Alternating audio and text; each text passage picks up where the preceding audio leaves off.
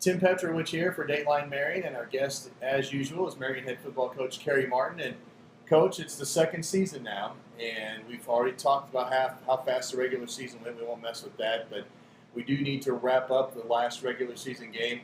Last week, your Wildcats went up to Springfield, met halfway with Rich South out of the Chicago suburbs, and you put together a 42-0 win in a game that I think probably wasn't all you expected in as far as the stiffness of the competition, but at the same time, you got a lot of kids in and got to do a lot of things. We did. I expected a little better ball game than we got, which is a good thing, I guess. I mean, we had seen them on film, and we knew they had struggles on the offensive side of the ball, but defensively they had looked better at times, and our offense did some good things early, and I thought we had a pretty good ball game, not our best game. There were a lot of mistakes we got to clean up this week, I thought, more so than the previous few weeks. But still a good night, and we're not going to complain about a 42-0 win on the road. I thought our kids, we got a lot of kids involved, like you said. A lot of kids contributed.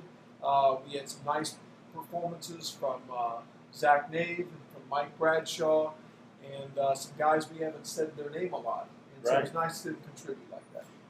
Kind of a shaky start for you guys. You fumbled the opening kick, managed to recover it.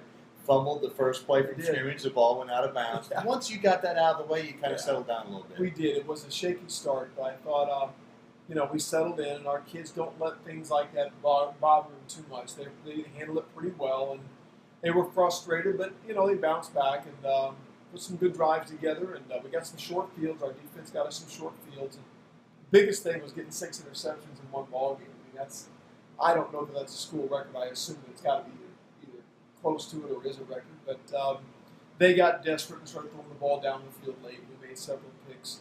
But it was nice to see our kids playing for the ball and getting to it. And I thought our offensive line had a good ball game. Now, you've gone on the road several times, several long road trips. But for some reason, this game just seemed a little bit different.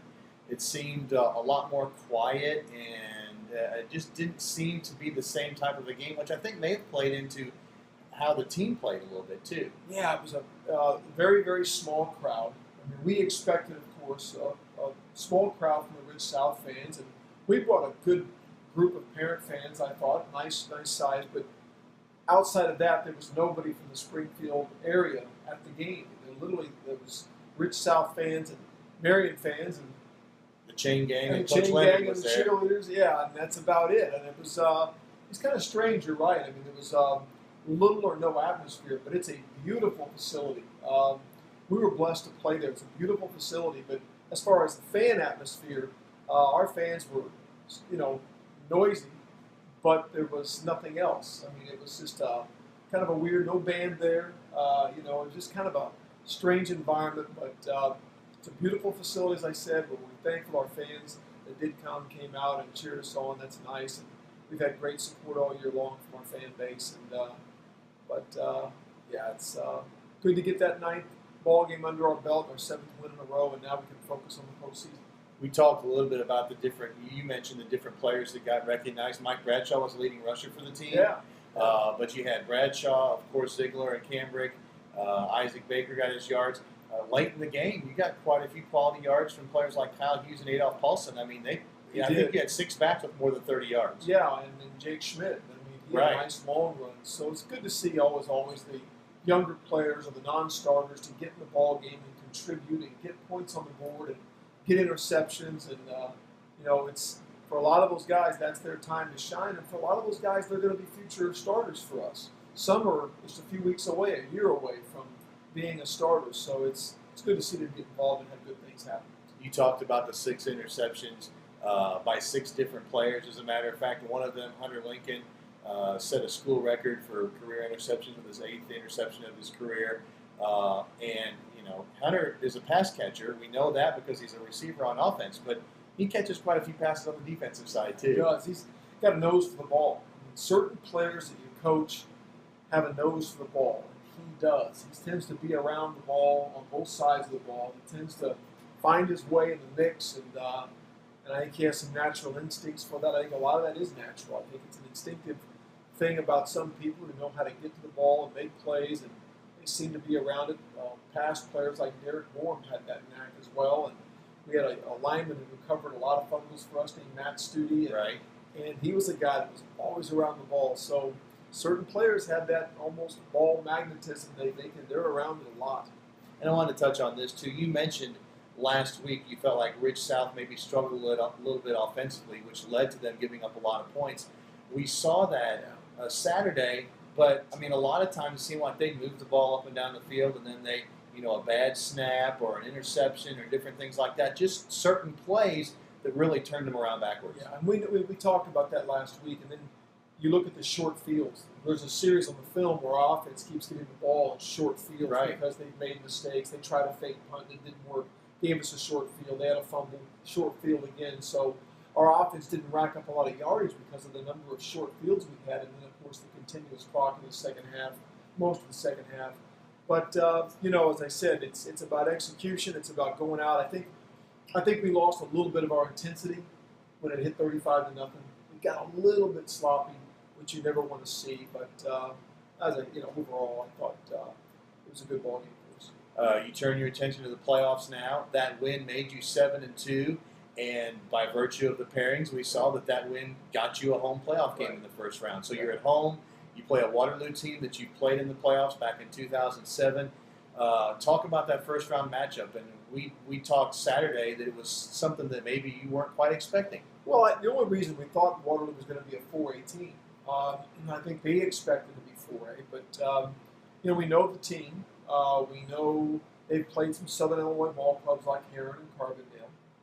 I have a former player who coordinates on that staff. So I'm familiar. We spent some off-season time with them at some clinics, and I have a lot of respect for what they do. They play a good, hard-nosed brand of football. They run the ball well. Their quarterback and running back are fine players. They've got a couple of kids on defense I really like. I mean, they do a nice job. Their special teams have always been good. So I'm very impressed with what I see on film. They've played a really good schedule. They've played a lot of good teams. They're 6-3, but there's I think 6 playoff teams on their schedule. I could be mistaken. I think it was at least 6. Well, and looking at their schedule, the one thing I noticed was, along with all the playoff teams they played, 2 of the teams they beat, Heron and Columbia, that's the only loss that those 2 teams had for the season. Good point. So I mean, this is a football team that really gets my attention when I look at their schedule, look at the scores, and I watch them on film. They're a good football team. So we're glad to be playing them at home. If there's any advantage to playing at home, we're going to need it. Now, the other thing I noticed about their schedule, and this is something that may come into effect late in the game, and probably is part of your game plan, but almost every one of their games is close. They beat Heron by a point. They beat Columbia in overtime. Muscuda in double overtime. They lost the game on a last-second field goal.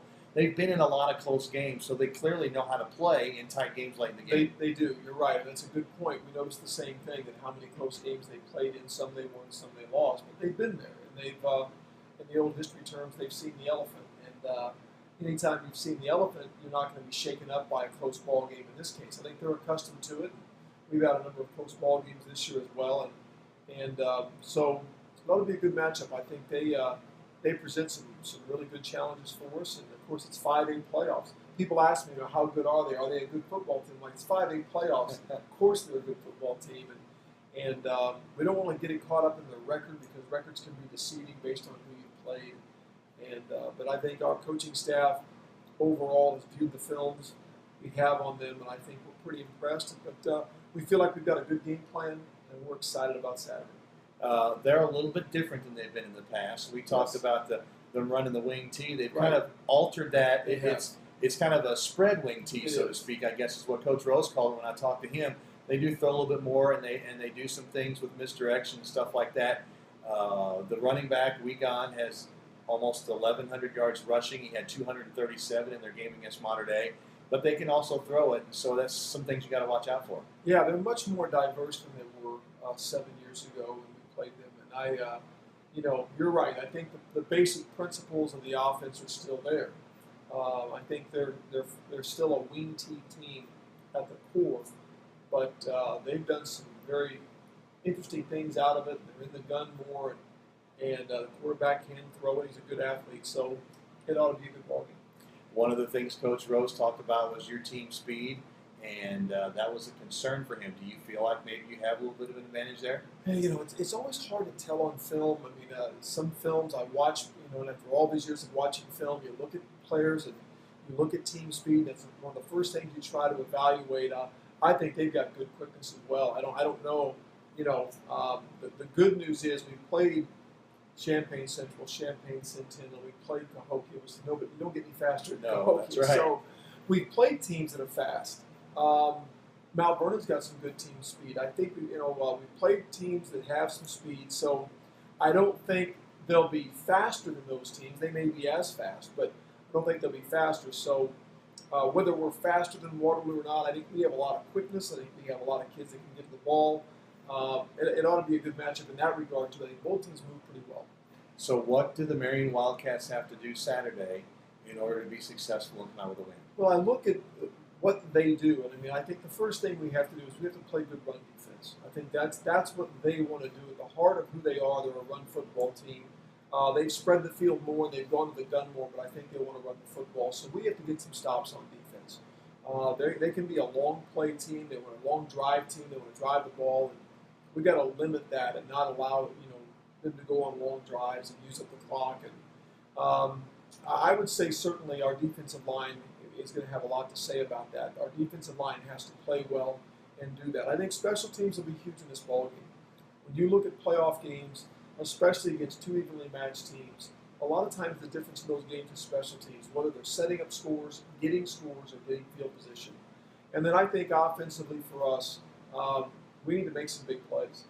We've been a good big play team this year, beginning about week 3, and I think we need to continue doing that. We've got to have some big runs, some big throws, and I think our kids are excited about that opportunity. And I think it's playoff time. It's the time of year we've worked so hard to get to, and we want to do something with the time we're in it now. You talked about special teams, and I kind of want to bring that up because, last week, Mitch Wilkie 3 touchbacks and did a good job with the kickoffs. And people don't know this, but very quietly, Jordan Evans is averaging about 42 yards a punt, which is a really good high school number. It is, and he doesn't punt that often, which we're fortunate to say that. He hasn't had a lot of punts because we haven't had to punt a lot, but when he does, he's very good at it. He even fielded a wild snap last week and a long punt. He had a great leg. If we had a number 3 field goal kicker, it would be him behind Lucas Shevlin and Mitch Wilkie. So we like what he can do. I mean, he can really kick the football. We're blessed to have a guy that can do that. If we do, fail to get a first down, he can come in and change the field position for us. And talk about your offense, because since the first week of October, you've had 40 points in every game except one. Yeah. That was a Centralia game, and I think 40 points in 5 of your 9 games this year. So the offense since week 3 has really started to click. They've played well, and again, it's a good balance between the run game and the passing game. We've hit some big passes this year, and Isaac's been a better runner at the quarterback position this year, which Brent was last year. So we've kind of added that to the mix. We kind of went through a run of Matt Brown and Brett Bradley and Matt Lewis that didn't run the ball much, and now we've got some quarterbacks more like Dalton Robertson, Brand Hill, and Isaac that are running the ball, and that's adding to our yardage. I just think it's been a good overall effort, like you said earlier. I mean, Isaac's got rushing yardage, Mike Bradshaw does, Braden Ziegler does, Xavier Cambrick does. There's a number of guys that are contributing to the offensive rushing attack. And then receiver-wise, take your pick. And you don't know who you're going to throw to. I mean, Seth Bear, I think, is a leading receiver. Had a nice year, made 2 great catches, I thought, on Saturday. Zach Nave has stepped in for Brandon Osborne and done a nice job. DeRay continues to make big catches for us. And Hunter Lincoln has had a couple of standout games. So there's a lot of guys contributing in that area. The more balanced we are, as you and I talk, the better we are. Getting a lot of guys touches, a lot of guys receptions, and spreading the field around, and then using our tight offense in certain situations has been good for us also. So it's a 1 o'clock kickoff Saturday.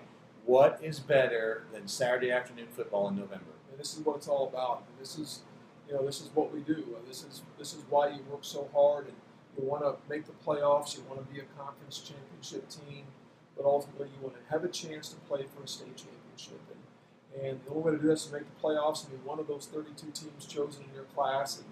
And we are thrilled to be a part of that and still hungry. All right. Kerry Martin is our guest. He's the head coach of the Marion Wildcats. For Dateline Marion, I'm Tim Petrowich.